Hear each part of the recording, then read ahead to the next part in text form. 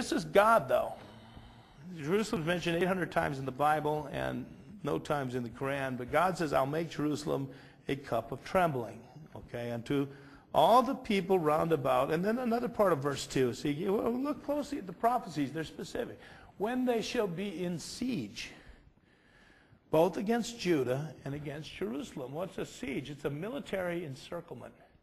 Okay, when you're in a siege, that means you're encircled by your enemies, and they're trying to squeeze you out. They're trying to destroy you. Well, this has been true for several years now. That's why they had that war against Hezbollah, because they were raining missiles down on Israel. You wouldn't. No nation would allow that. No nation would tolerate another nation raining missiles on its people, on its cities. But the world is trying to force Jerusalem. Yes, the world. It goes from being Jerusalem and Israel and their immediate neighbors. It goes to the whole world. Verse 3, in that day will I make Jerusalem a burdensome stone for all the people. See, all the people of the world. Only in recent history has this scripture even been able to be fulfilled. That all the people of the world, because only since 1948, interestingly enough, the year Israel was formed as a nation, only since 1948 also has there been a UN formed, a world body. All the people of the world, they deliberate. 1/3 of their deliberations are, this is ridiculous, 1/3 of their deliberations are about Jerusalem and Israel. 1/3. Okay, 450 condemnations of Israel by the UN. All right, all the people of the world, Jerusalem will be a burdensome stone. And the idea is that you have this road where people are all headed to utopia, this great new world, this bold new place, a godless world where all the nations are one and everyone's all right and everyone gets along. But wait a minute, stop the parade. There's something in the way, a great big heavy stone.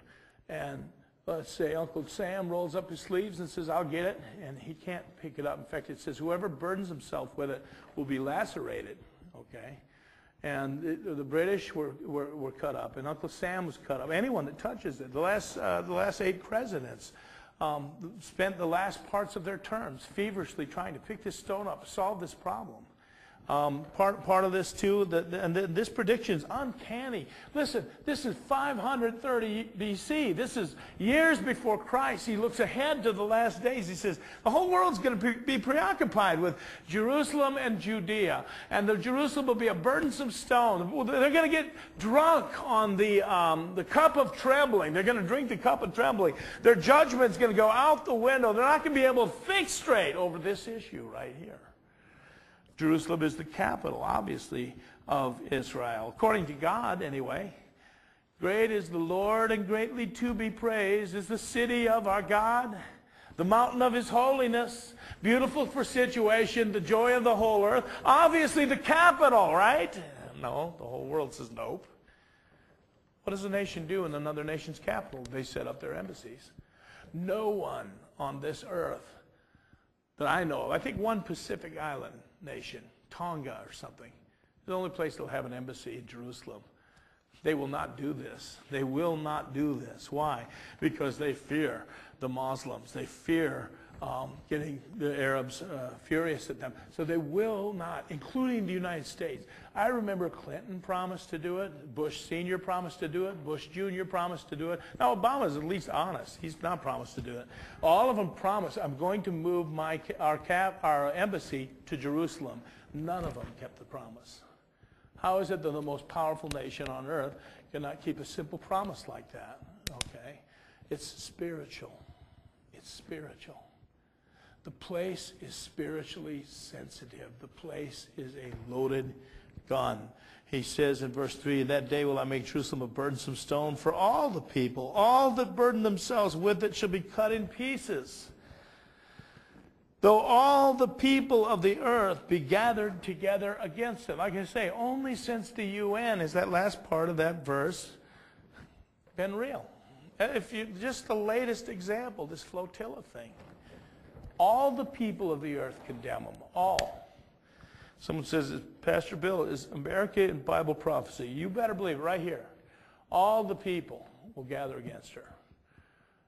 It's in Joel 3. All the people will be brought down to the valley of judgment.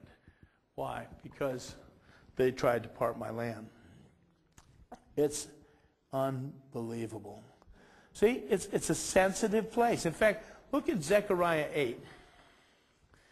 This is one sensitive place. And whoever touches it, whoever messes with it,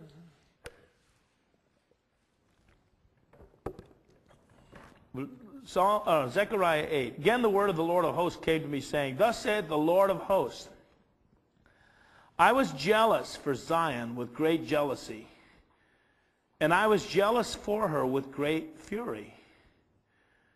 Thus saith the Lord, I'm returned unto Zion, and will dwell in the midst of Jerusalem, and Jerusalem shall be called the city of truth, and the mountain of the Lord of hosts, the holy mountain. You see how important it is. He says, I am zealous for Zion. I am avid about it. You wouldn't know that these days, the way the world looks at it.